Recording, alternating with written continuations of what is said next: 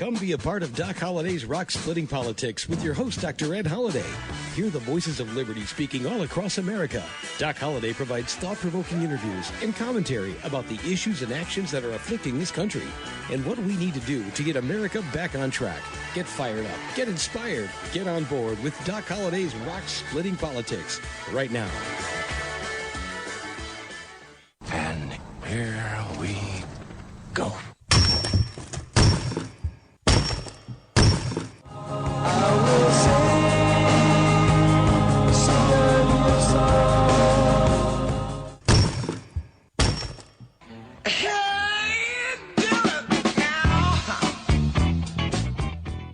And once again, that's the sound of rock cracking, the political rocks across the nation.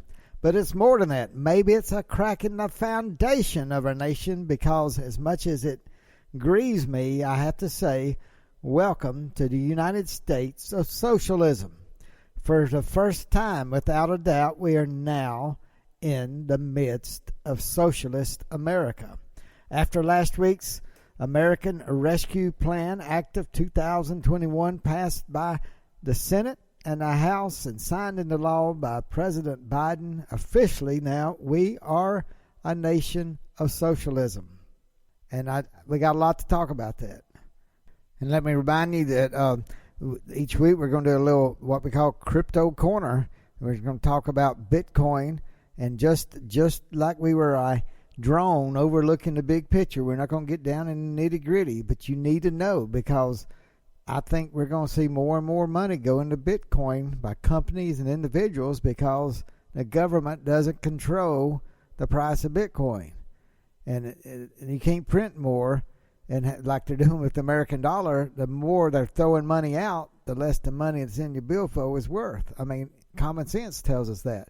So toward the end of the show, we'll have a Crypto Corner, and we'll start trying to educate some of you. You may have heard the word Bitcoin, don't understand it, so we're going to do a little bit of education. This is no financial advice whatsoever, but it's just helping people to better understand cryptocurrency, and Bitcoin is the most famous, but we'll help explain that at the end of the show. And there's some updates to in the election news that happened. It really doesn't matter now, does it? Well, it does if you want future elections without all the about the shenanigans that have happened. But once the election was stolen, you have to give it to the Democrats. They only have one vote. I mean, it's 50-50 in the Senate. They only have one vote to win. It has to be through Kamala Harris, Vice President, who is the President of the Senate. And that's how they won. Not a single Republican supported this plan, because it's socialism. It's socialism on steroids, and you have to give it to the Democrats. They held everybody together. Joe Manchin, SEMA out of Arizona, that called themselves moderates. They're not moderates. They vote for socialism, and they've given socialism to America now, wide open, unashamed. And where's the money come from? Not from your kids. It's coming from your grandkids. Young people, wake up. Well, we got a whole lot to talk about. When it comes to socialism in America now. But I do want to update you on some election news. And let me go ahead and tell you some of the election news. Did you know in the Green Bay, they found out in Green Bay, Wisconsin, that the mayor there, weeks before the election, he gave the keys to the rooms in the building in which all the mailed-in ballots came in after they were voted. He gave the key to a top Democrat. How many times did that Democrat go into these rooms where the ballots were being held?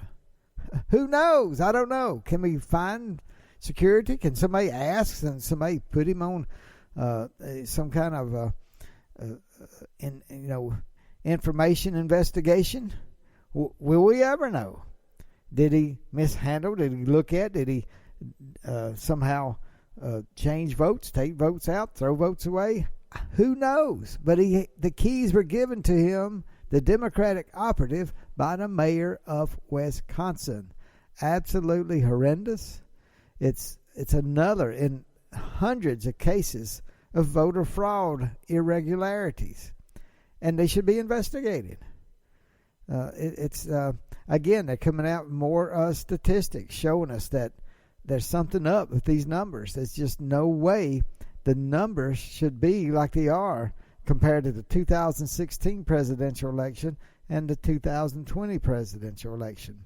Just the numbers do not add up as being correct.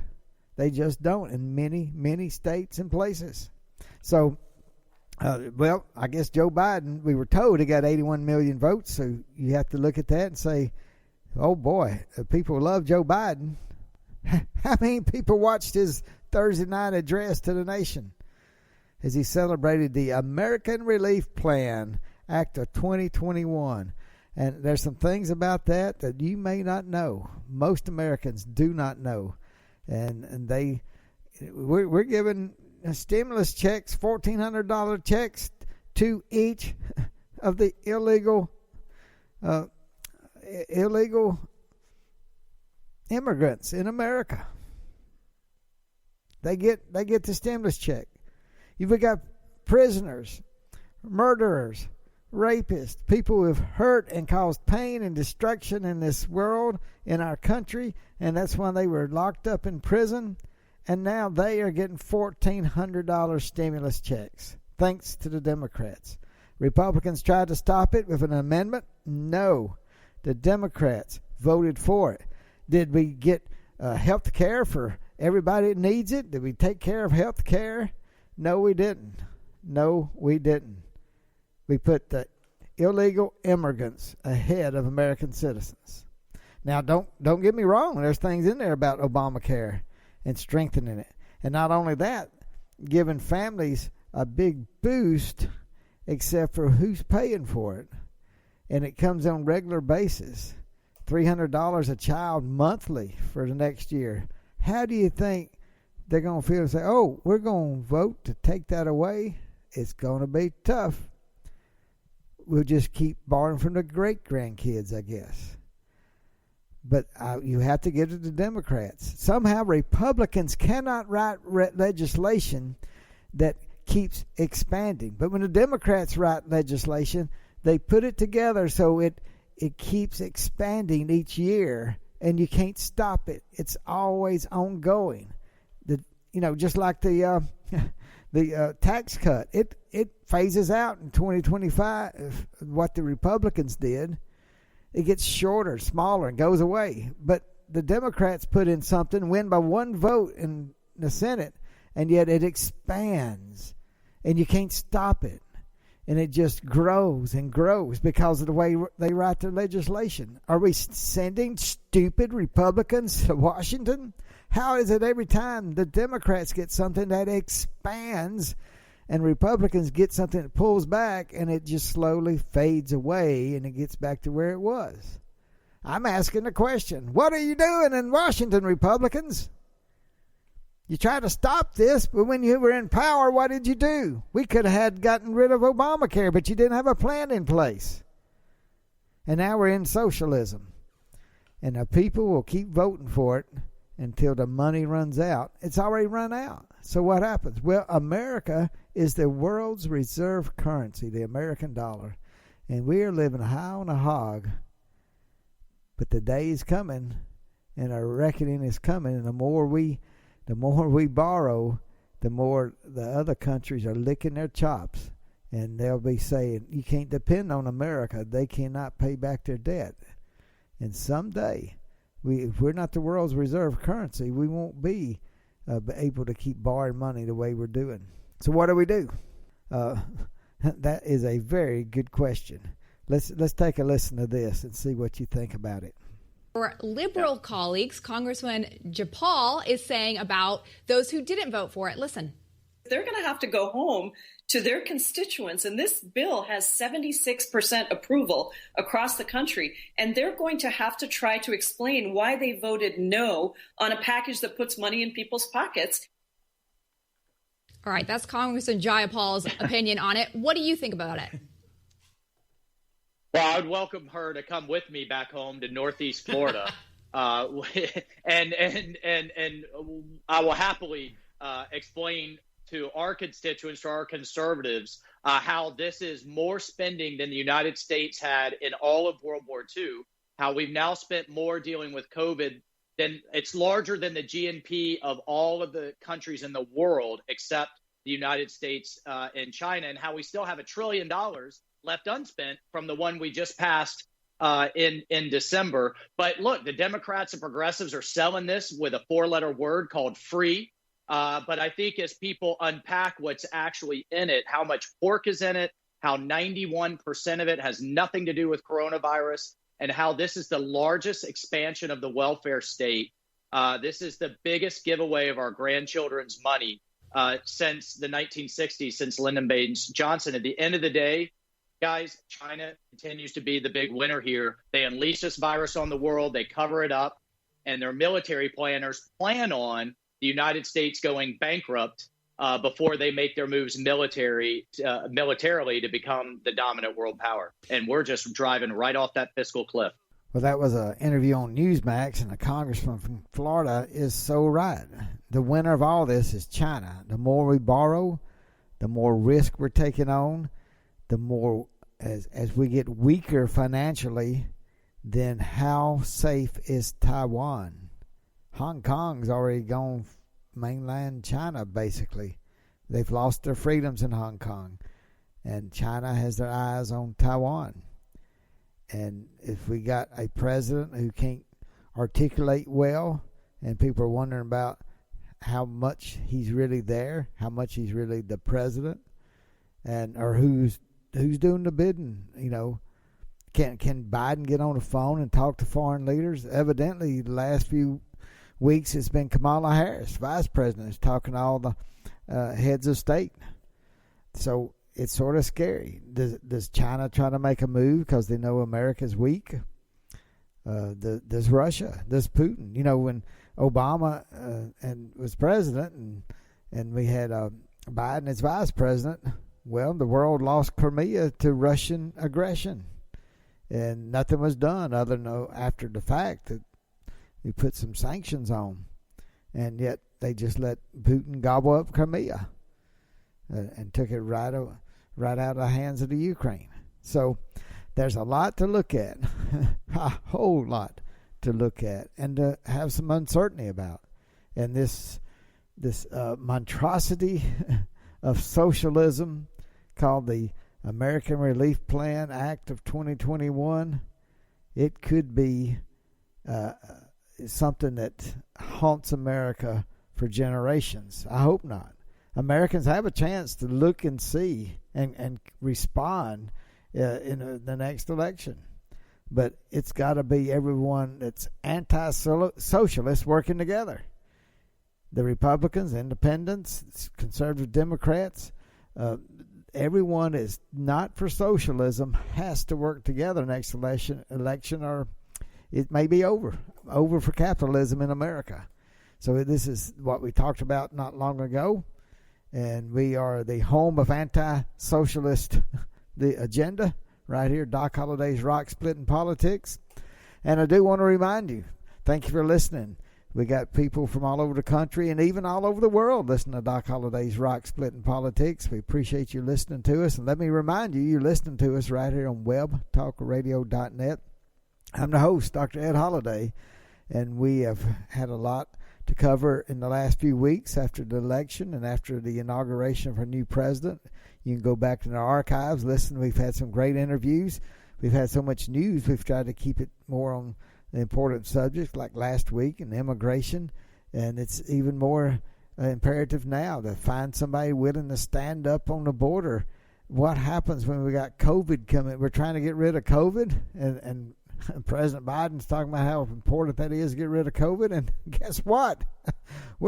He's allowing people, it's catch and release. People give their names, they find out where they need to go, and they give them bus tickets, plane tickets somewhere in America. They don't ever send them back over. And how many of them got COVID? We don't know. They're not testing. So are we going to reinfect people with COVID in different communities? it's a crisis on the border, a very big crisis. And what we just said, illegal immigrants can get the $1,400 check now. The Republicans try to stop that. The Democrats outvoted it in the Senate. So you think there's an incentive to step your foot on American soil and stay there? Of course there is. Absolutely insane what's going on. Hey, we're going to have the second half of the show in just a minute, and we're going to go to Crypto Corner also to tell you a little bit more about Bitcoin. If you don't know, we're going to give the overall drone-like overhead picture. We're not going to get down in the nitty-gritty, but some people I know in this audience don't know anything about Bitcoin or other than they've heard about it and heard about how it's run up this year. But what is Bitcoin and cryptocurrency? We'll give you a little overall view there toward the end of the show on Crypto Corner. But let me remind you, you are listening to Doc Holliday's Rock Splitting Politics. We got a book out there called Bedrock Truths, written by Dr. Ed Holliday, Dr. Alveda King, and Dr. Alex McFarland. We'd love to get that book to you. You can go to www.docholiday.org. Holiday's got 2 L's in it. And we'd love to get that book to you, www.docholiday.org. Now, I do want to kick off the second half of the show with, take a listen to this. Weeks, then months. Stimulus in the Rose Garden today that no Republicans supported. And, of course, he didn't take any questions from reporters. As for last night, if you thought the guy who preached unity would share credit for the vaccine, think again. A year ago, we were hit with a virus that was met with silence and spread unchecked. Denials for days, weeks, then months. If we do this together, by July the 4th, there's a good chance you, your families and friends will be able to get together in your backyard or in your neighborhood and have a cookout or a barbecue and celebrate Independence Day. If we don't stay vigilant and the conditions change, then we may have to reinstate restrictions to get back on track. And according to the liberal media, it was the best speech ever. He is the guy we need right now. I think it was very moving. The president is very good at articulating empathy. July 4th. Yeah. You know, he put that on the calendar as well. So backyard barbecue. Right. People are going to be looking at their calendars now with some hope. He was Sleepy Joe. He's Mojo Joe now. That's fake praise. I don't even believe that, Greg. Come on.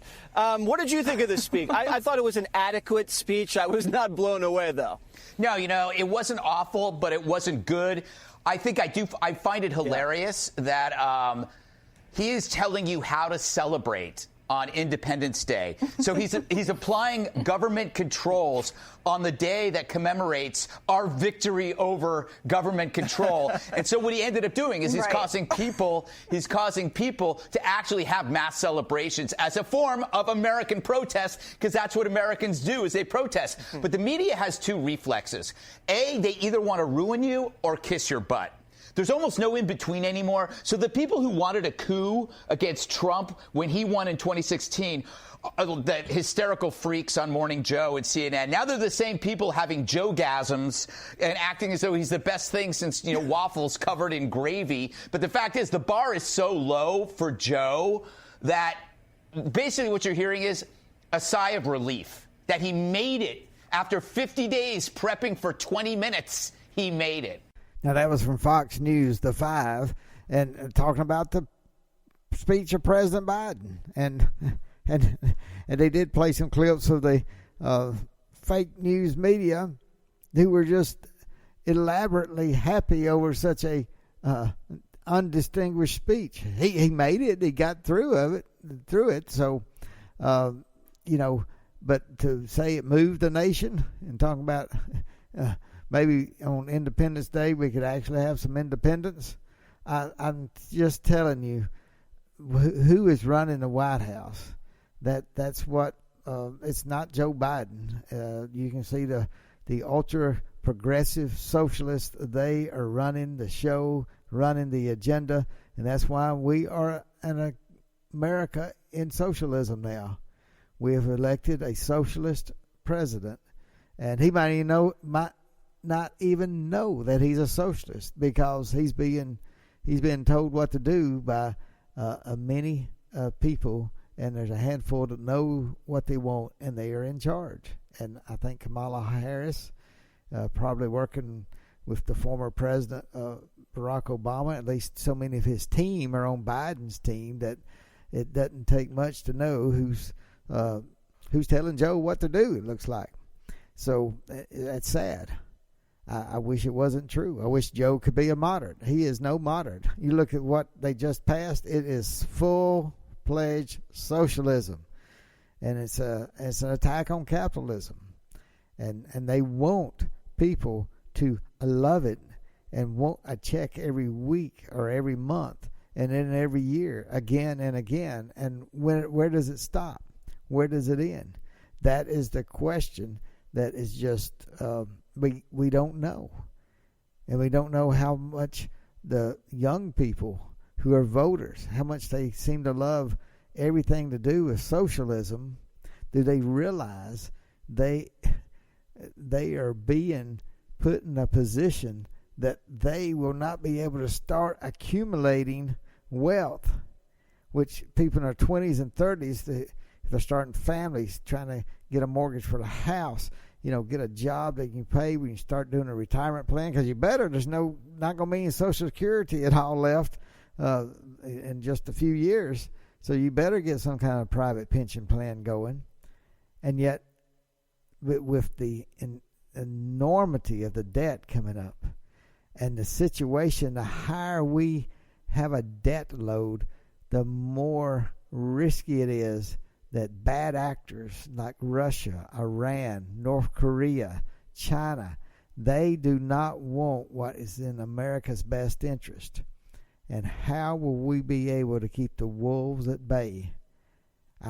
It is very scary. Pray for your country. But more than that, start now working against all socialism. And as I said, there would be no socialism in America that had any strength if it did not come out of the Democratic Party. And therefore, I don't see how any Democrat should ever be elected until they get rid of the socialists in their party. And they won't. You can't vote for them. It's just that simple. That simple. Wow. Can you believe what's going on in our country? Well, one of the, I don't like to say the word good things, but whenever there's a push one way, there can be a push back, and there's some things that capitalism may actually thrive in the short term, and that's why I want to talk to you about what that is. Let's go to our segment of the show called Crypto Corner, and that is new. So, what is Bitcoin? Well, it is a way that people can invest. And when I use the word invest, many people laughed at Bitcoin for years. People like Warren Buffett said he thought it would end up going to zero and end badly. Others have said that. And yet it's been plugging along for over 10 years now. And it's had its ups and downs. It really broke out in about 2017, toward the end of the year. It shot up to almost $20,000 for one Bitcoin. Now, Bitcoin is computer generated. It has to go through mathematical formulas, but what it is, it's a way to trust and verify using different computers and everything is registered. And you won't know names, but you got numbers. People know where Bitcoin is at all times. It's computer generated. It's mined by mathematical formulas. It's called mining, and it uses computers all over around the world, different nodes. And it's not using one computer, and they have to match up. And it's a system of computers, and nobody's trying to figure it out. They don't know which computers it's going to.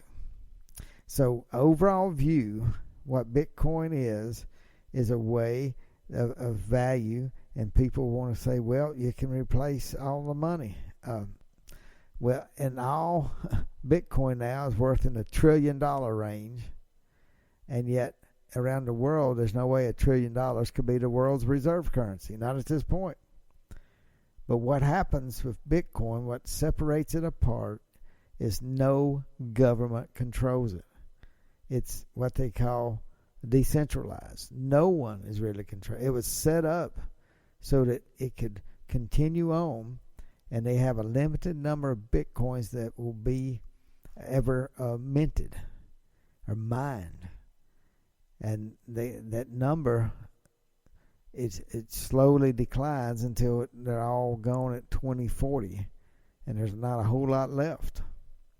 So therefore, those who own it now, if it becomes more and more valuable, it could increase in value. Where right now, it's as we're recording this, like $57,000 for one Bitcoin. Some think it'll go up to $100,000 before the end of the year.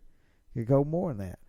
Why? Well, people are finding out about it, and the biggest thing is people like the thought. And that's why it was invented after the financial crisis of 2007, 2008. And we don't know who the inventor is. There's some suggestions and there's some thoughts about it, or maybe a group. But we do know it came together because of what the central banks were doing and trying to control money around the world. And you had no say if somebody wants to waste the American dollar like the president and the Democrats just did and devalue the dollar. There's nothing you could do. But with Bitcoin, governments cannot control it. Yeah, of course they could outlaw it, but still they can't control it.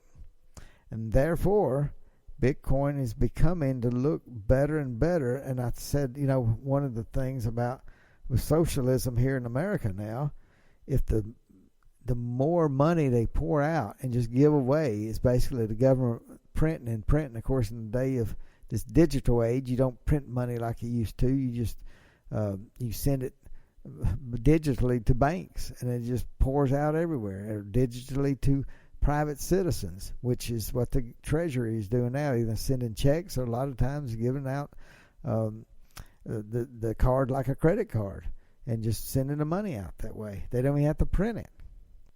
But what does that do? The money in your back pocket and your billfold, it becomes less and less as they send out more and more money. So people realize, hey, my cash is going to be losing value as they print more money. Therefore, Bitcoin, maybe it will stay stable or even increase. So that is the reason for Bitcoin. And you might hear the term altcoins. Well, Bitcoin was the first, but it's been emulated, and it gets a lot more complex and different reasons for different coins. But really, right now, there's over 5,000 different altcoins. Over 5,000. So how would you know to invest in them? I'm not giving any financial advice, but there are some good ones. And in the future, we'll go over some of those and the reason why they are needed besides just Bitcoin. But that gives you an overall view if you've never heard of Bitcoin. And please, you can go to YouTube. I tell you, there's one place that gives a lot of introductory knowledge and videos. It's called 99 Bitcoin. I have nothing to do with them. I just know I've seen it, and they have several tutorials about Bitcoin and cryptocurrency. So you might want to go to 99 Bitcoin. Just Google that. Or the other thing, there's many things on YouTube that you can look into to learn more. But I just want you to be aware of it. So many people don't understand.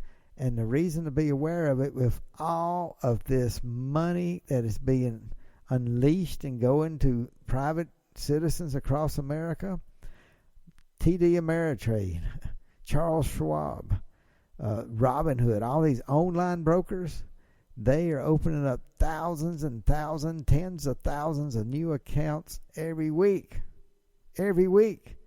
And people are anticipating this stimulus check and getting them for the kids. But how many of them are going to put this money into Bitcoin and altcoins and in the stock market? I think a lot of it is. So it looks like short term. That's why I said I don't like socialism. It won't work long term. We know that. But short term, with all this money being pumped in, and then people are already tired of sitting around and they've been saving some money in many cases, well, there's going to be a lot of spending, and you'll see the stock market go up.